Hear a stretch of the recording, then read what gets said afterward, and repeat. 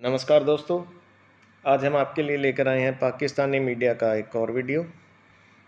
दोस्तों, कुछ ही दिन पहले भारतीय प्राइम मिनिस्टर नरेंद्र मोदी साहब ने पाकिस्तान को एक खत लिखा था, जिसमें ये संदेश दिया गया था कि अगर दहशतगर्दी ना हो और दोनों मुल्कों के बीच मिसट्रस्ट जैसी बात ना हो तो ऐसे माहौल में बातचीत हो सकती है। दोस्तों, 5 अगस्त 2019 को भारत ने 370 और 35A हटाकर कश्मीर को अपने यूनियन टेरिटरी अनाउंस कर दिया था, जिस पर पाकिस्तानी मीडिया का ये कहना है कि भारत ने ये कदम उठाकर शिमला एग्रीमेंट, लाहौर डिक्लेरेशन और किसी भी तीसरे मुल्क की मीडिएशन को सिरे से नकार दिया है। इसी मुद्दे पर पाकिस्तानी मीडिया और क्या चर्चा कर रहा है, ये जानने के लिए इस वीडियो को आखिर तक देखें। अच्छा लगे तो शेयर करने के साथ साथ हमारे चैनल को सब्सक्राइब करते हुए हमारे साथ जुड़ें, हमें अपना बहुमूल्य प्यार और सहयोग दें।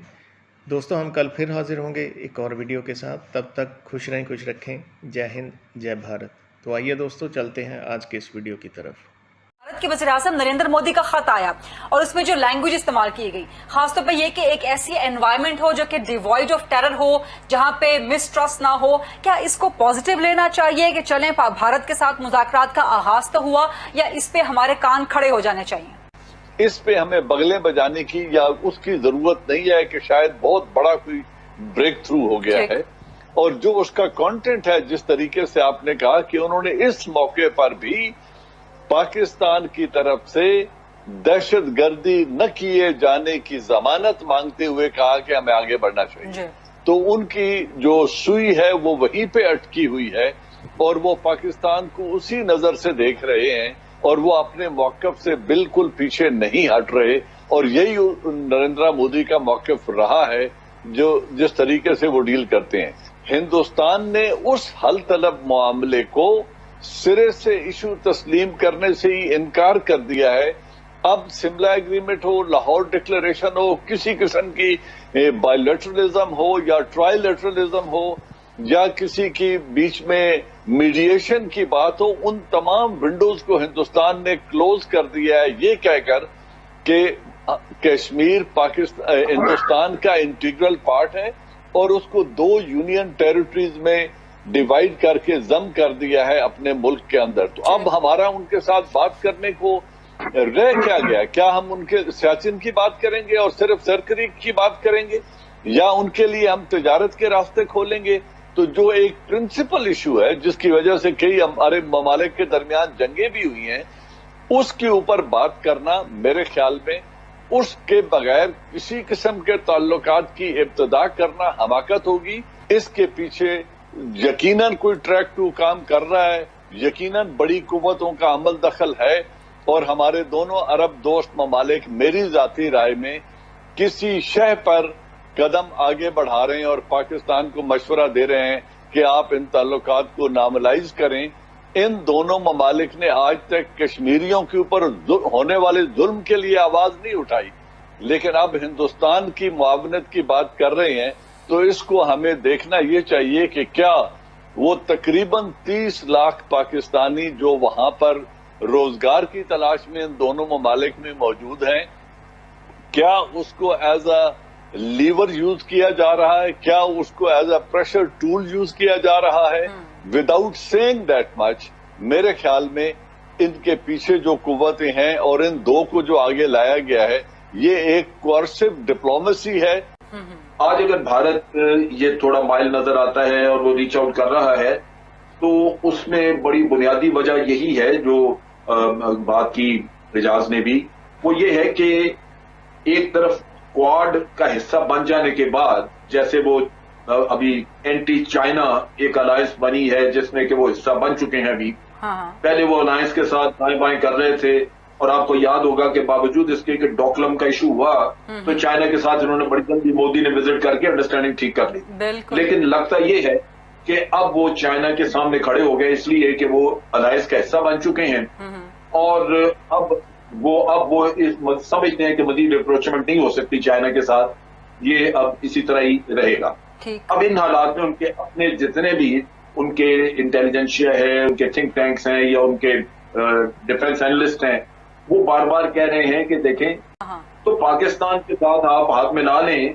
पाकिस्तान एक बड़ा विलिंग किस्म का हमसाया है जो पहले ही बातचीत के लिए परेशान फिर रहा है, तो आप हाथ बढ़ाएंगे तो ये फौरन आपका हाथ पकड़ लेंगे और एक साइड को आप डिफ्यूज कर देंगे, दूसरी की तरफ आप तवज्जो दे दें।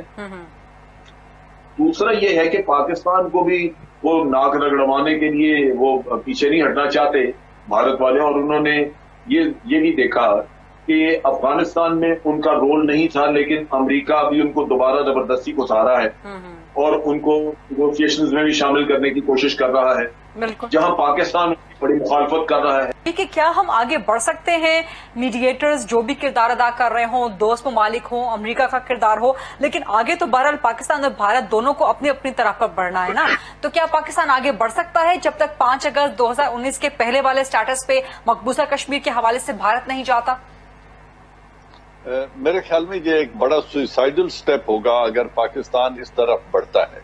हिंदुस्तान की तरफ दोस्ती का हाथ बढ़ाते हैं तो एक तरफ कश्मीरियों को एक तो मैसेज उनको नाउमीदी का जाएगा, हम उनसे फिजिकली तो कुछ कर नहीं रहे, ये उम्मीद भी छीन लेंगे, उनके हौसले पस्त हो जाएंगे, जो सबसे बड़ा जुल्म होगा और ये हमें हरगिज नहीं करना चाहिए। दूसरी बात ये होगी कि अगर इस इशू को हम पसे पुष्ट डाल दें तो फिर नेगोशिएशन के लिए रह क्या गया है हमारे पास? किस बात पे हम नेगोशिएट करना चाहते हैं? ट्रेड और ये जो बाकी चीजें हैं, सफारती तल्लुकात को बहाल करना, हाई कमिश्नर्स को वापस बुला लेना या अपना हाई कमिश्नर वहां भेज देना, ये पहले भी होता रहा है। वॉर्स में ब्रेक हो जाता है, डिप्लोमेटिक रिलेशन दोबारा किसी भी वक्त एस्टेब्लिश हो सकते हैं। कश्मीर पे वो कोई रिलीफ देने को तैयार नहीं होगा क्योंकि नरेंद्र मोदी गवर्नमेंट इस अमेंडमेंट को, कॉन्स्टिट्यूशनल अमेंडमेंट को किसी भी सूरत वापस नहीं लेगी। और आपने देखा कि रीजनल कंट्रीज में से कोई भी भारत को इस मामले में शरीक करने के लिए तैयार नहीं, किसी ने भी कोई इसमें जोर नहीं डाला। जो मॉस्को में कॉन्फ्रेंस हुई वहां भी भारत का कोई रोल नहीं था। तो इन हालात में भारत पाकिस्तान से ये तवक्को करेगा कि पाकिस्तान ये मुखालफत छोड़ दे ताकि उसके पांव अफगानिस्तान में जमे रहें और वो वहां पे अशरफ गनी को सपोर्ट करता रहे, और कल जब जरूरत पड़े तो पाकिस्तान के खिलाफ फिर वही खेल खेला जाए जो इतने अरसे से खेल रहा है। ठीक। अब जो खत है इसकी बात कर लें।